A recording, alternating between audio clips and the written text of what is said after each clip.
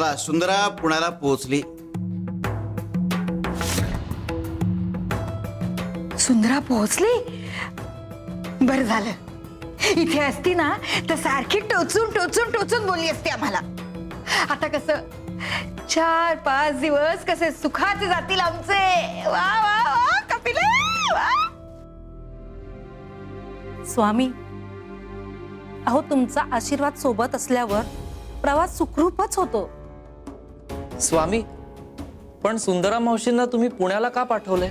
कळेल, योग्य वेळ आल्यावर कळेल. कपिले, तो फणस इकडे घेऊन ये. या बुवाला कसं कळलं आम्ही फणस एकटेच खाणार होते? चाल, आता हा फणस सगळ्यांबरोबर खावा लागेल. फक्त 4-5 घरे मिळतील आता आम्हाला. काय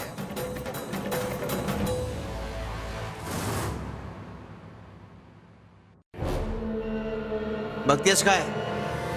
काप तो फणस. हो.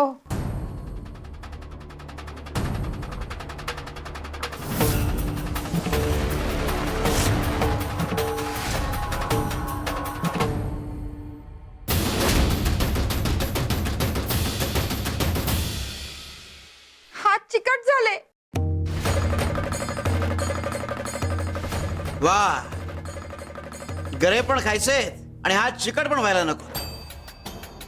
जरा जरे तेल घेऊन थोडं.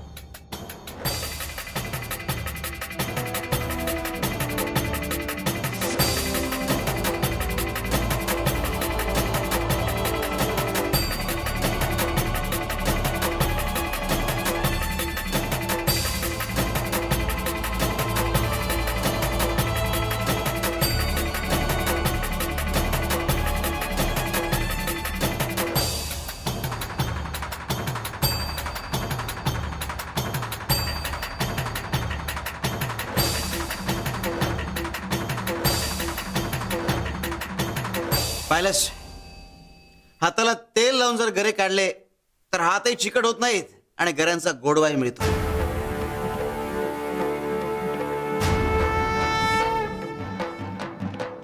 मनुष्याने सुद्धा आयुष्यात गोष्टींचा भोग जरूर घ्यावा, पण तो त्यागपूर्वक भोग घ्यावा.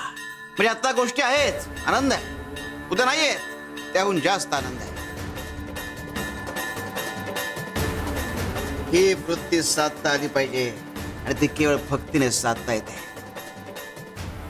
जी आमच्या एका भक्ताने साधली आहे. तो भाग्यवान कोण आहे स्वामी? नंदराम. पण त्याच्याही वाट्याला भोग आलेत आणि ते तेव्हा सुटेल जेव्हा तो पुण्यातून बाहेर पडेल.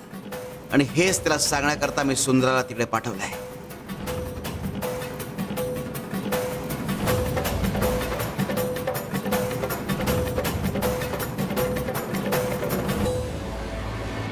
शिव शंकर शंभो.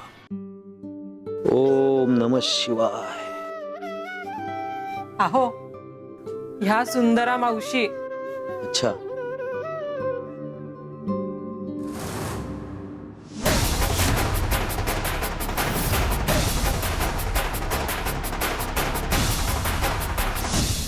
सुंदरा मावशी होत्या म्हणून मी वाचले. धन्यवाद मावशी, तुमचे खूप उपकार झाले. आणि तुम्ही उभ्या का? बसा ना. अगं त्यांच्यासाठी गुळपाणी आण.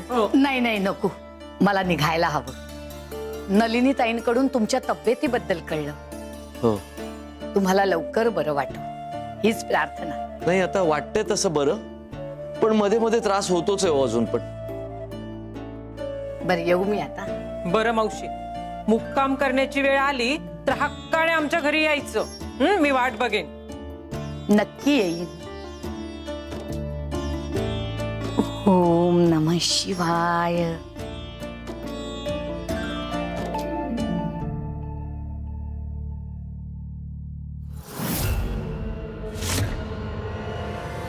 नलिनी,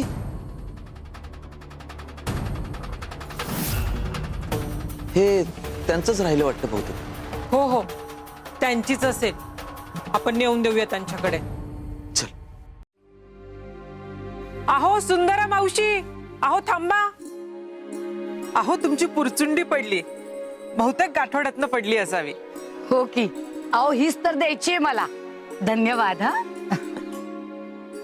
नमस्कार नंदन भाऊ, कसं वाटतंय? कालपेक्षा काही फरक जाणवतोय का?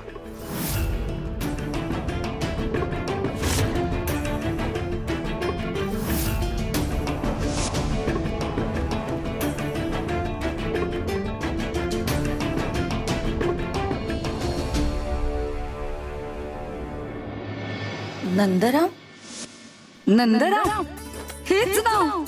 स्वामी देवा, तुम्ही धन्य आहात आणि ही तुमचीच रचना. नलिनी ताई, माझा शोध संपला. खरं सांगताय? दादा, तुमचं नाव नंदराम आहे?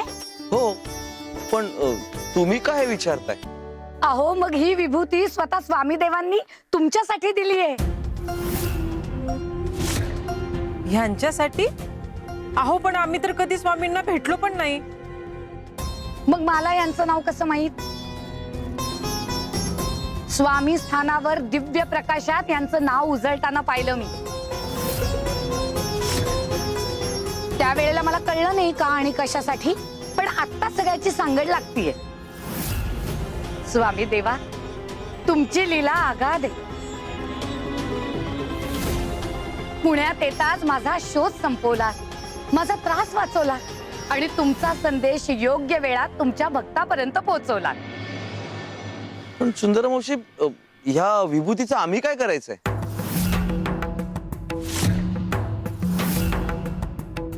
योग्य वेळ येता स्वामी देवच सांगतील.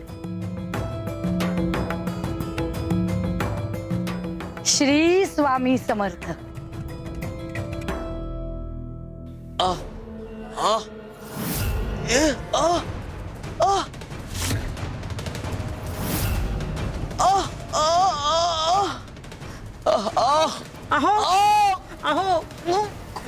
अहो स्वामी, स्वामी, अहो त्या दिवशी जी यादी काढली आपण, त्या यादीमधल्या लोकांचं नेमकं काय करणार आहात? नाही म्हणजे त्यांचा उद्धार करणार आहात की त्यांना शिक्षा देणार आहात, की काही वेगळंच? कपिले, यादीची चिंता सोड. तुझं नाव यादीत का नाही याचा विचार कर.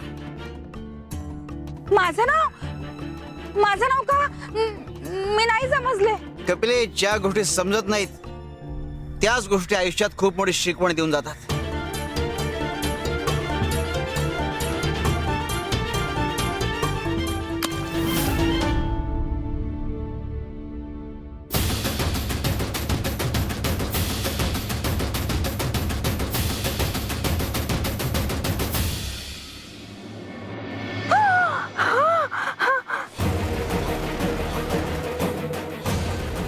हिरा, सोन्याच्या मोहरा. स्वामी, स्वामी तुमची कृपा झाली माझ्यावर. श्री स्वामी समर्थ, श्री स्वामी समर्थ. कपिले, फेक हे विष आहे. विष आहे? अहो स्वामी, ह्याच्यात तर हिरे, सोन्याच्या मोहरा आहेत. हे कसं विष असेल? सांगितलं तेवढं कर. हे फेक. अहो कपिलाताई, स्वामी एवढं सांगतायत तर जरा विश्वास ठेवा ना. अहो कविराज, कसं फेकून देऊ? आयुष्यात पहिल्यांदा एवढं धन मिळालंय, यालाही नशीबच लागतं ना. कपिले, नशीब जे प्रश्न विचारत नाही ते वरदान नाही, परीक्षा असते. फेक दे. हो.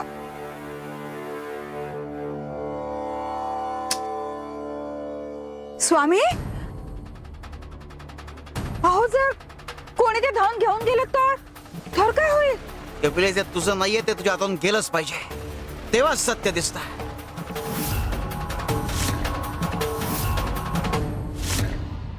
आणि ते बघ,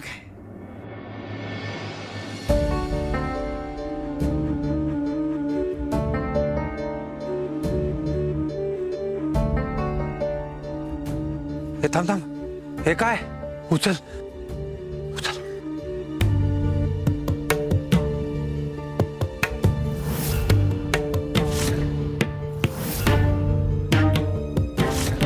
अरे कमरच झाली. हिरे मग आयतं गावलं की. चल दोन्हीचे करूया. अरे ते करूच की पण एक मोठी सारा मला ऐकू. 2 दिवस झाले पोटात अन्न नाही. हा बरोबर आहे. चल चल चल.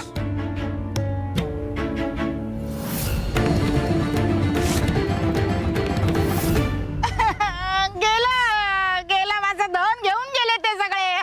थोडा धीर धर कपिले. हे धन विष का आहे आणि कसा जीव घेते तुला कळेलच. यादीतल्या नावांमधून तुम्हाला खूप मोठी शिकवण मिळणार आहे. बोध घेता आला तर घ्या. या यादीत तुझं पण नाव जोडलं जाऊ शकतं. पण ती यादी उद्धार करणाऱ्यांची आहे की शिक्षा देणाऱ्यांची, हेच अजून आम्हाला कळलेलं नाही. कपिले, धन माणसाला फक्त श्रीमंत नाही करत, तर विवेक नसलेलं धन माणसाला संपवतं सुद्धा.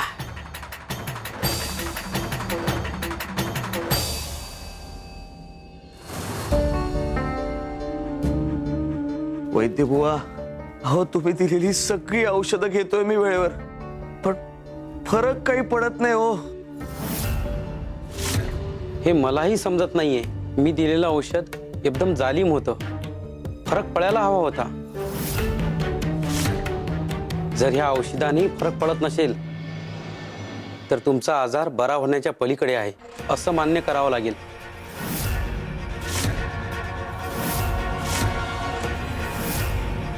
म्हणजे काहीच नाही होऊ शकत का आता? आता देवाने काही चमत्कार केला तरच तुम्ही बरे व्हाल. मानवी प्रयत्न इथं अपुरे पडतायत. अहो तुम्ही जर असे हात टेकले तर मग आम्ही काय करायचं? नाही नलिनीताई, आता कुठलाही उपाय उरलेला नाही. देवाची प्रार्थना हाच शेवटचा उपाय. येतो मी.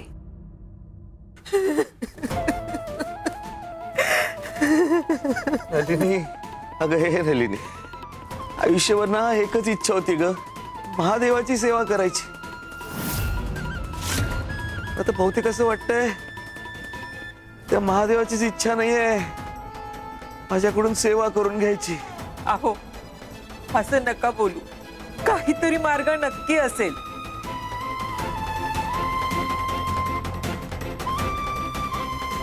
नलिनीताई, सावरा स्वतःला. अजून सगळं संपलं नाहीये. आणि नंदराम भाऊ, असं का म्हणता? अहो महादेवाची इच्छा आहे तुमच्याकडून सेवा करून घ्यायची, म्हणून तर आज मी तुमच्या समोर उभी आहे ना. म्हणजे अहो स्वामी स्थानावर महादेवांच्या रूपात शिवलिंग प्रगट झालं.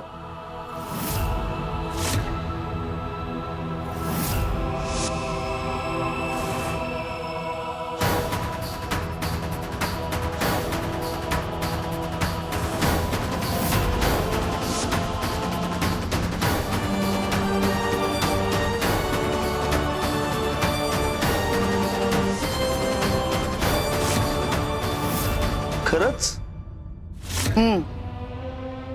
असं समजा महादेवांनीच ही विभूती घेऊन मला तुमच्याकडे पाठवले. आता सगळे उपाय करून झालेत ना, मग आता या कलियुगातल्या एका अवतारी सत्पुरुषाचं दर्शन घ्या. अहो सुंदरा मावशी, आता या कलियुगात कुठे आलेत अवतारी सत्पुरुष? हा? आहेत, अक्कलकोट मध्ये आहेत आमचे स्वामी समर्थ. अहो सुंदरा मावशी, माझी तब्येत बघा, कधी बरं वाटतं, कधी पुन्हा त्रास सुरू होतो. अहो वैद्यांकडे औषध घ्यायला पण जाता येत नाही मला. ही कसला जातोय अक्कलकोट मध्ये? अहो म्हणून तर स्वामी देवांनी ही विभूती पाठवली आहे तुमच्यासाठी. विभूती? नलिनीताई, जिथे औषध संपतं तिथे श्रद्धा सुरू होते. स्वामी देवांवर विश्वास ठेवून ही विभूती पाण्यातून नंदराम भाऊंना द्या. आणि तुम्हाला थोडं जरी बरं वाटलं ना तरी लगेच अक्कलकोटला या. घ्या.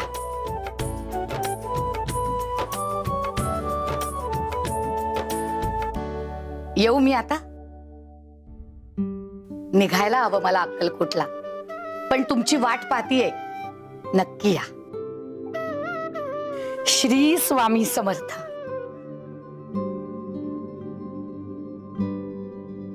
नलिनी, अगं हा महादेवाचाच संकेत वाटतो मला. आणि तसं असेल ना तर माझी सेवा बाकी आहे अजून.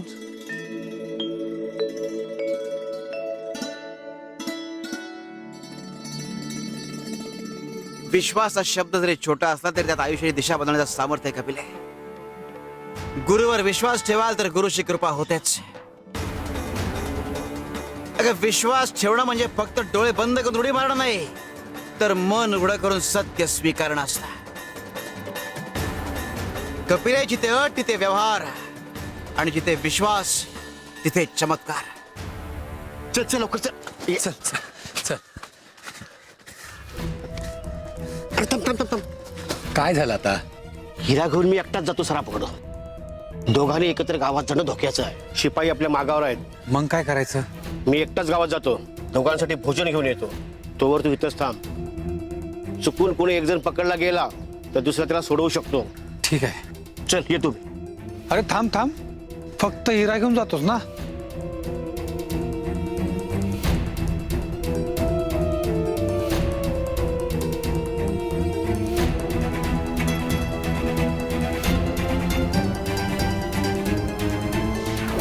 कपिला, आता खरी गंमत सुरू होईल.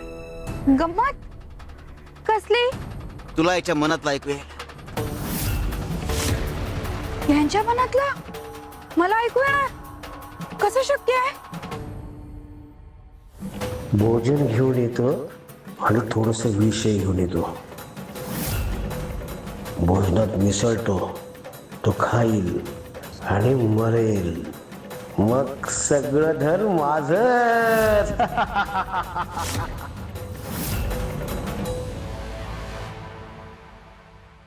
स्वामी, अहो हा माणूस तर त्याला फसवणार आहे. स्वामी, माणूस इतका खालावू शकतो? आता दुसऱ्याच्या मनात काय चाललंय ते ऐका.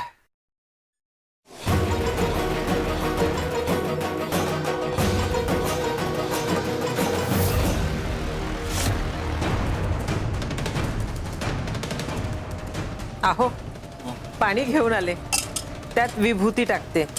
थांब नलिनी, माझा अजूनही पूर्ण विश्वास बसत नाहीये ग या सगळ्यावर. माझा मात्र विश्वास बसलाय. त्या सुंदरा मावशी प्रामाणिक वाटतात. नाहीतर मला सांगा, अक्कलकोटहून पुण्यापर्यंत त्या पायपीट कशाला करत आल्या असत्या? त्या पण फक्त आपल्याला सांगायला. आपण त्या गोष्टीचा आदर केला पाहिजे. नलिनी, अगं आदर वेगळा, विश्वास वेगळा.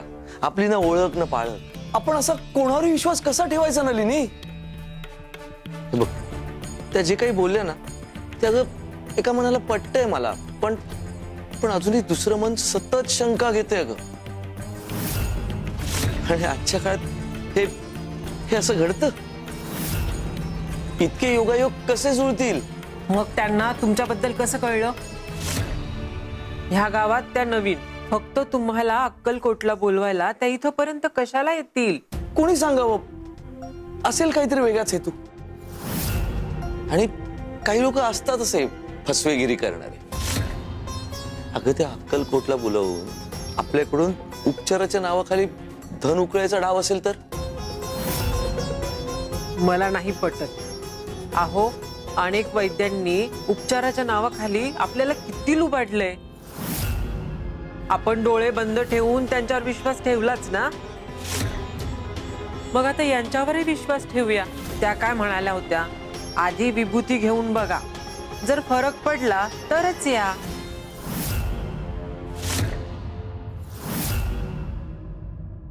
एवढे धन मिळाले की आता कुठं दरोडा टाकायची गरजच नाहीये.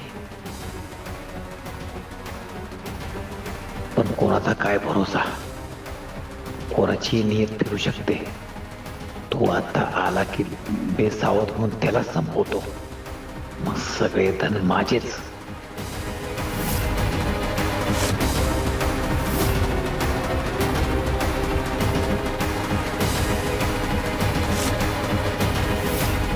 स्वामी, अहो हे हे दोघही एकमेकांचा घातपात करायला तयार आहेत.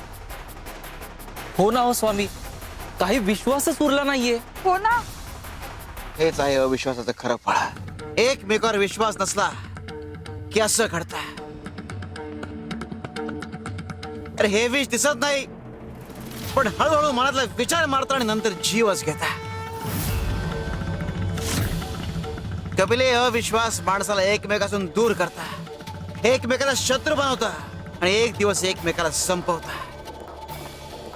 नंदराम, या दोन वाटांपैकी तू कुठली वाट निवडतो यावर सगळं अवलंबून आहे. विश्वास की अविश्वास, विनाश की उद्धार. लक्षात ठेव, जिथे विश्वास संपतो तिथे विनाश सुरू होतो.